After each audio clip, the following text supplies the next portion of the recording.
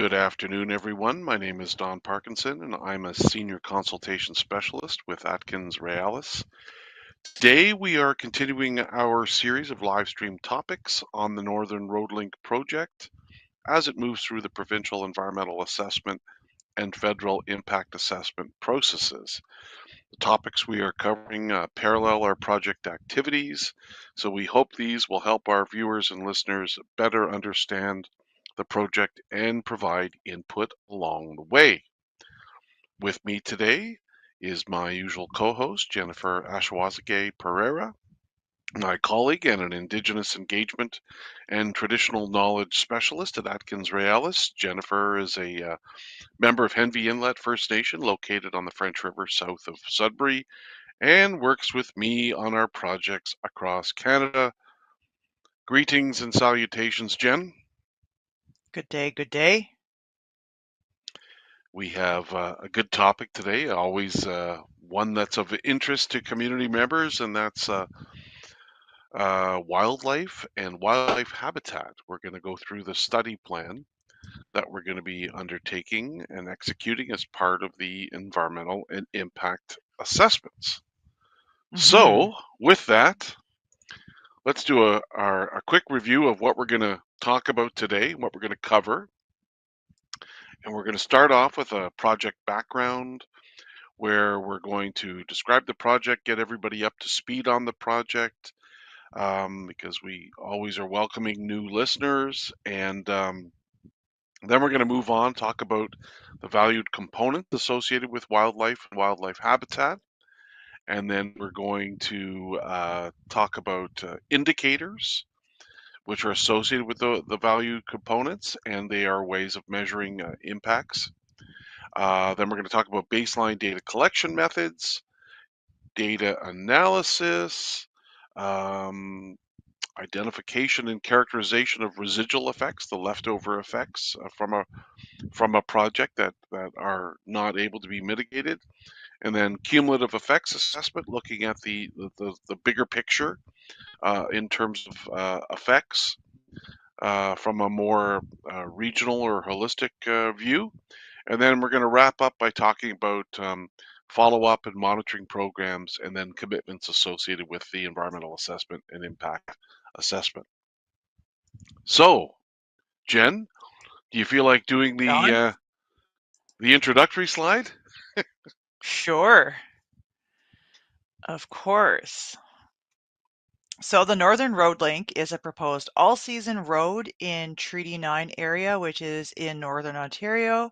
And so that road is proposed to connect the Ring of Fire mineral deposits to the all-season highway network through the proposed or connected to the proposed Martin Falls Community Access Road. And then we'll also provide an opportunity for Webequie First Nation to connect to the all-season road network as well. And then it is subject to the Provincial Environmental Assessment Act as well as the Federal Impact Assessment Act. So we have a whole lot of studies that we're doing, and I would say they're all very robust. And so the proponents of this project, which I always find exciting to say, are two First Nations, and that's Martin Falls and Webequie First Nations. And so they are fly-in First Nations that are about 500 kilometers north of Thunder Bay. So as the crow flies, they would say. And so, as I said, those communities are fly-in, so they're not currently accessible by all season roads, but they are accessible in the winter through the winter road. But the season for that, as we understand, is getting shorter and shorter.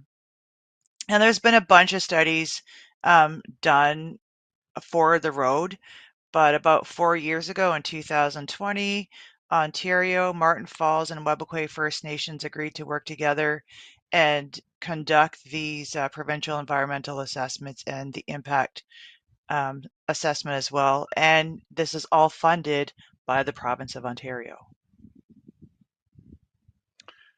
Thank you, Jen. And now I'm going to talk a little bit about um, all three of the all-season road projects that are currently environmental assessments and impact assessments, just so people understand where the Northern Road Link fits in the context of all three. So to the north, and you can see the map on your screen, is the Webequie Supply Road, a planned 107-kilometer road, all-season road, extending from Webequie Airport southeast to the McFalls Lake area, east of the Mukatai River, where it would then connect with the northern end of the Northern Road Link Road, and then that would extend south to link up with the Martin Falls Community Access Road, which would then extend further south and connect with upgraded resource roads, which ultimately would connect with the provincial highway network in the Nakina area.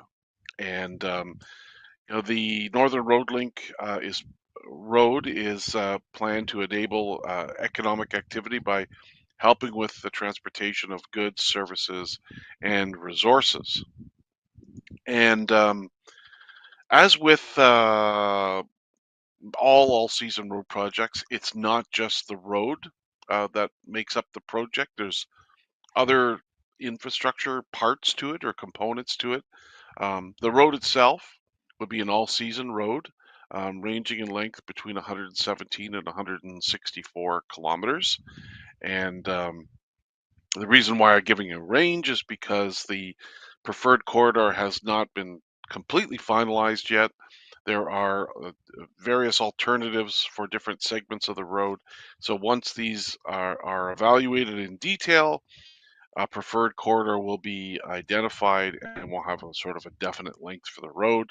The right of way for the road would be 100 meters.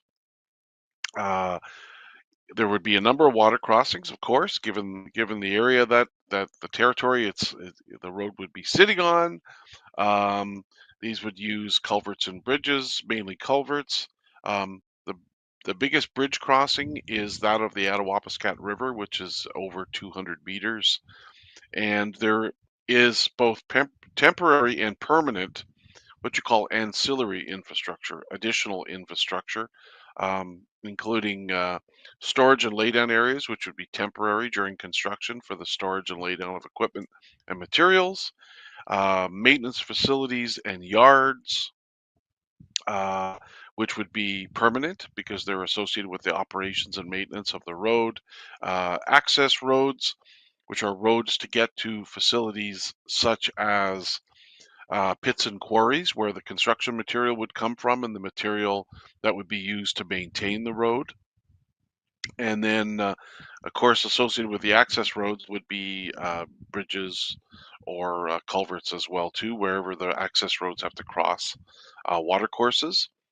We have the pits and quarries, the aggregate sites that I was talking about before.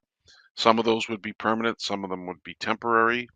And then we have construction camps, which are there to house the construction workers during the course of construction, and these are typically located at different locations along the road. So let's move to the alternative corridors. I talked a little bit about this before, but I'll Mm-hmm. explain this a little bit further. You can see on the map, right, Jen? There's different areas. There's in certain areas there's different alternatives or paths for the road corridor to go. Yeah, Like different you see on the segments, map. different colors. Mm-hmm. Yeah, different colors. That's right. Like you see C1, C2, C3. And so right now they're doing like an analysis of all these different corridors and we've met with community members to talk about their preferences or any concerns or constraints, things that might get in the way or complicate certain routes. And the reason we work with corridors, and a corridor is basically a 2 kilometer width of land and water. The reason we work with that is it gives us room to maneuver the route, the road route, The so wiggle that room. if we learn wiggle room, that's right, it gives us wiggle room because if certain things pop up that we didn't know about before, like a certain constraint or something that might not be a good thing for the road to go through, like a sacred site, for example, we have the room to make adjustments in the route Hmm. as well. So that's what the preferred corridor is for. So we're going through that process right now. So, Jen, next we're going to talk about uh, today's core topic, which is the wildlife and wildlife habitat study plan. And we know community members are always concerned about any impacts on their wildlife, the wildlife in their territory and their habitat. So this is always a topic of great interest. Uh, to So put it in wildlife and wildlife homes. homes, yeah, where the Yeah. wildlife lives. That's right. And the areas that they use, sometimes they use Hmm. different areas at different times for different reasons, right? Um, so the valued component, which in all that's EA talk or IA talk, but the valued component is again what we're studying when it comes to this. And the valued component in this particular case is wildlife and wildlife habitat. So that's what we're studying, and and what we're using to assess potential effects of the project on wildlife and wildlife habitat are what you call guilds, which are groups of different types of animals, I guess is the best way to describe it. Hmm. An example would be amphibians. Another example would be bats. There's lots of different And species of bats. What's that, Jen? amphibians are like frogs. I don't know if they have salamanders up there. Yeah, they would be in there. Yeah, for sure, that would be in Okay. there. But you're right. So those are guilds, right? They're groups of species that are Hmm. related in some way. And then there's actual species. So things like moose and black bear, gray wolf, American marten, beaver. Um, one thing to note is that the list that we just read off to you doesn't include species at risk, which are so that would include things like woodland caribou, like boreal, the population that lives in the boreal forest and wolverine. But those are covered already as part of the EA and IA in the species at risk study plan. And then Hmm. other species like river otter and fisher and muskrat and rabbits, um, we deal with those based on incidental observations when we're focusing on other species. We're always noting um, any observations of those animals as part of our work. So that's how they're covered off. Uh, Now let's talk a little bit about the indicators. So there's Okay. different indicators, and oh, sorry about that. Jeez. I There's different indicators. There's wildlife and wildlife habitat. So for valued components, the valued component is wildlife and wildlife habitat. There's different indicators. There's abundance and distribution, and what that refers to is any changes to the abundance and distribution of wildlife species. So again, what we're looking for is potential effects of the project. So the indicator or the way of identifying potential effects could be abundance and distribution of a species, right? Then there's habitat availability. Uh, so that refers to both quantity of habitat and quality of habitat. So remember, when we're talking about habitat, it's where these animals live, right? So that Okay, their so home. we'd be checking the overall health of the animals as well as their homes. Yeah, that's part of it. Kind of We it, also look yeah. at the project and we look at the footprint of the project and we say, okay, if you're going to build it here, then if you're going to build it here, then what effects would that have? Like what habitat would be lost, right? Because Hmm. the project has a footprint, right? Whether it's the gravel pits, the quarries, the uh, the actual road itself, any other facilities. And so we look at what's underneath that, where we're building, what habitat would be lost, even temporarily, but maybe permanently from the project, right? And so we look at impacts on quantity of habitat, quality of habitat. So uh, having the road or having the project in place, could that affect the quality of the habitat?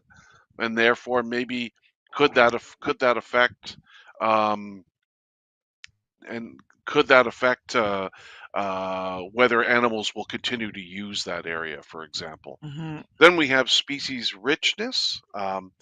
So when we talk about species richness, we're talking about diversity of species, right? Number of different species in a particular area.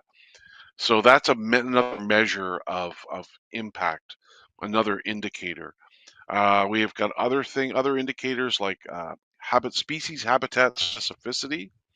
Uh, so which would be, there's certain very specific types of habitat that are for different times in maybe a particular animal's life. So, for example, moose nursery areas, right? Mm-hmm. Or areas where they give birth and where they take care of their young. These are very specific habitat types. So we look for impacts on these important areas because they're specific habitats for certain life stages, right? So if you take them away, then there aren't areas, there may not be as many or areas where those animals could go to give birth to their young and take care of their young, right? So that's another potential indicator. There's predation and habitat usage. Um, so we're looking at that. The funny thing is that also could involve human predation, as you can imagine, because with a road, there's increased accessibility if there's no controls on the road. And if it's more accessible, the roads, if the road makes certain areas more accessible, then the human predators could reduce populations of different animals, right, Jen? Like moose or Mm-hmm. caribou or whatever, right? So That's it. that's another form of indicator, right? Another potential indicator. So that's indicators. Now let's move to desktop data collection and where that fits into the whole thing. And so when we're looking at basic data collection, a lot of it focuses on habitat, trying to identify the different classes there are. So we look at the project area and we look at satellite imagery, we look at aerial photos in detail. We look at any other information that might be available to us. And then we start going through, and these are the people that do this are specialists in this. They start drawing lines on maps to classify different habitat areas. And the reason they do this is because you can't identify potential impacts unless you know what you've got, right? So you Mm-hmm. go through this process of identifying and classifying habitat or home for wildlife, and and you do that in detail, and you check it in the field as well too. You send teams into the field to confirm and adjust the boundaries. But it's really important to know that because then you can identify uh, potential impacts. So that's what's done from the desktop, and then at the field level, there's verifying, as I mentioned before, what was on the desktop, what you found on the desktop. But the field level, when it comes to wildlife and wildlife habitat, I've only dedicated really one slide to this, but it's a whole other set of topics. We could talk for a Mm-hmm. year, Jen, on some of these field programs, right? So I've listed some bullet points here, but there's actually a lot more to it. So there's bird and amphibian surveys, acoustic surveys, where we basically install listening devices in the forest in different locations, according to whatever protocol that we follow, that's sort of laid out by the scientists, and then we Mm-hmm. record information on like bird calls and sounds of amphibians because we can't be there all the time, right? Our field teams can't be sitting in the forest for day and night, for 3 months. So what we do is we set these up and then we go through the recordings and we can identify what was there and when it was there and get a better understanding of what goes on. Um, in terms of amphibians and birds. And then bats. Bats are really important. Um, there's so we do a lot of acoustic surveys for bats where we're trying to identify whether they're present or not or what species are present. We look at Hmm. the habitat, potential habitat that the areas might serve for bats. We do winter aerial transect surveys, which is where we fly a fixed wing aircraft like an airplane, and we do transects, which are lines that are like at right angles, at 90-degree angles to the route.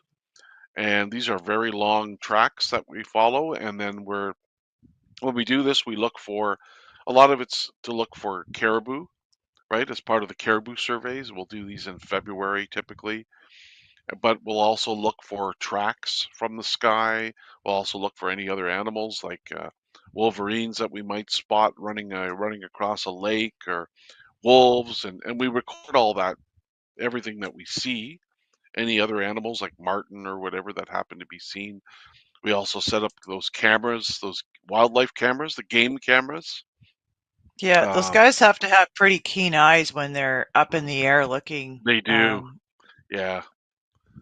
It's a good point, Jen. And it's not easy work, right? Because you've got to be focused, and then one person is Mhm. recording all the information, right? So you've got one biologist, saying what they see, and then the other one's clicking to get coordinate locations, to record any other information.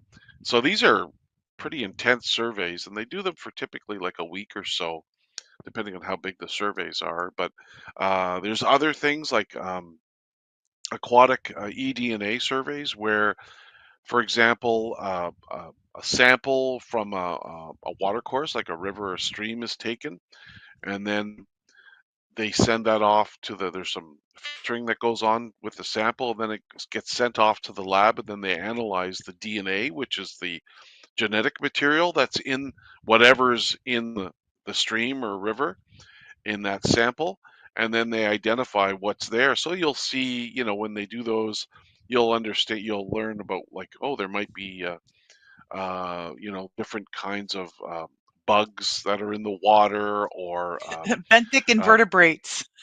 you benthic invertebrates. That's right. Or I'm glad you remembered that term. Or very small young fish as well too. So it's a really Mhm. effective way of sort of getting a snapshot of what's in a particular location to give you a sense for potential impacts, and then incidental wildlife observations, uh, where if we happen to see a wolverine or a wolf or whatever, we record information on that, anything that we can. And So and there's, what's that, Jen? and likely tracks when you're in the field. Yes, yes, absolutely. If they see tracks from the sky, sometimes the plane will, or if it's a helicopter, at least quite often it's a helicopter, it'll drop down, and then they'll follow the tracks, and sometimes identify dens for things like wolverines or bears or whatever. So tracks are really important, and they're an indicator, obviously, of use of a certain area by a certain species.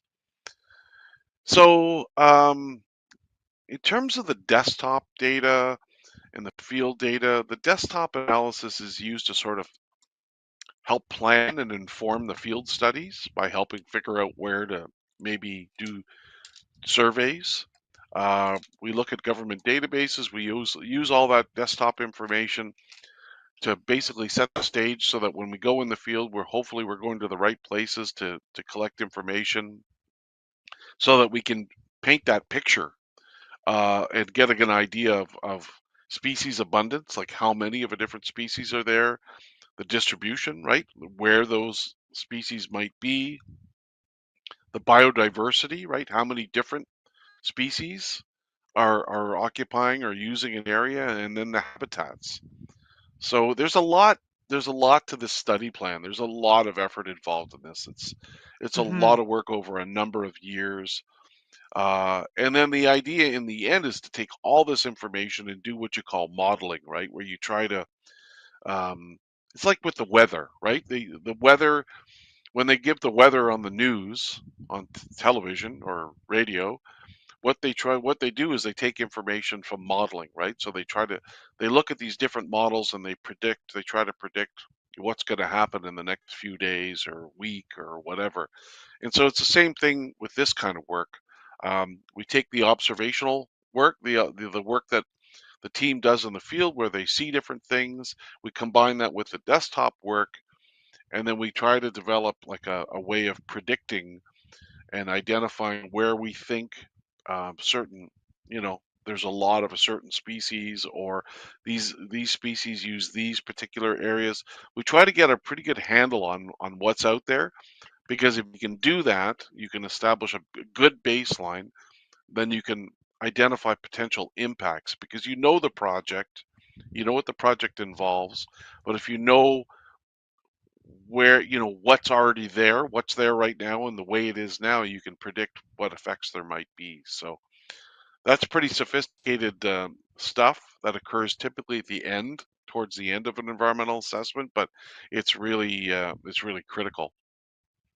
Then we have the identification of what you call residual effects.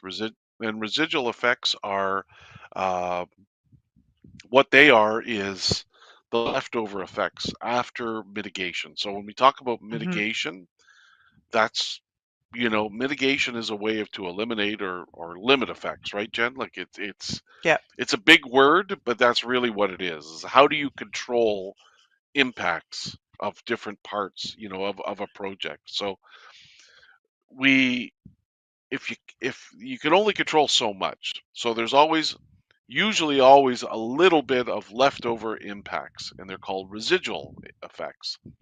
And then we can characterize, so we can describe these residual effects in different ways by direction. Is it positive, negative, or neutral? Magnitude, how big of an effect is it? Geographic extent, over what area does it cover? Duration, for how long would this effect occur? Would it be forever or just for a short time and then it fades away? Frequency, how often could this effect occur? Is it reversible? Could it go back to the way it was, or is that possible? How likely is it to happen? Likelihood. What's the chance of it happening? And then confidence. How certain are you that it would happen? Are you very confident or not very confident that something would happen? So we get into this Hmm. sort of description of these effects, right? It's all about trying to identify what's the potential risk, really, right? What are the potential effects of the project? So then we go to cumulative effects, which is where we step back from the project and we say that the project doesn't exist, in a vacuum, like on its own.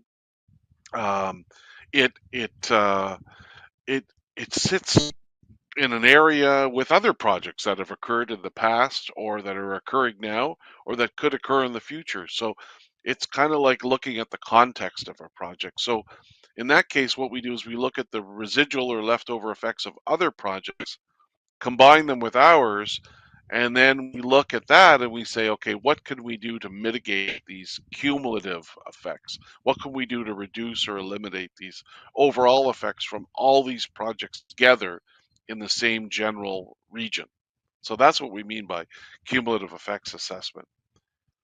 And then finally, Jen, the big one, and this is the one that will involve community members to a great degree, and that's Okay. the follow-up and monitoring programs. So, you've identified potential effects. The experts have looked at this and and said, okay, there might be potential effects on this or on that, but you need to have a way of just sort of verifying how accurate those predictions are. So you do these follow-up programs or environmental monitoring programs, and a lot of these will involve community members in the future doing that work, um, Hmm.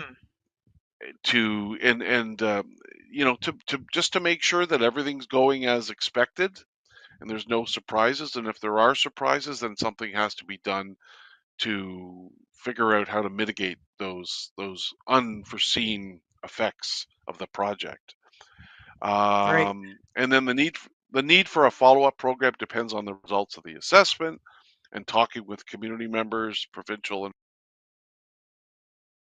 federal regulators, basically. Um, and then the environmental assessment report or the impact statement. So basically the report that's done from the environmental assessment or impact assessment um, also includes a list of commitments, promises made by the proponents, in this case, Martin Falls and Webequie.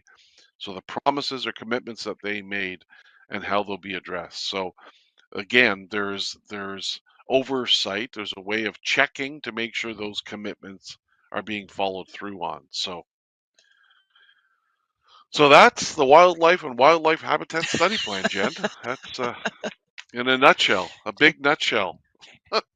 take a Oh, deep breath. yeah, there's a lot to it. There's a lot to it. Yes. It's a lot to talk about in a short period of time because it involves a lot of information. But that's what it is. And with that, that wraps up today's discussion of the climate adaptation and resilience, or sorry, of the wildlife and wildlife habitat study plan.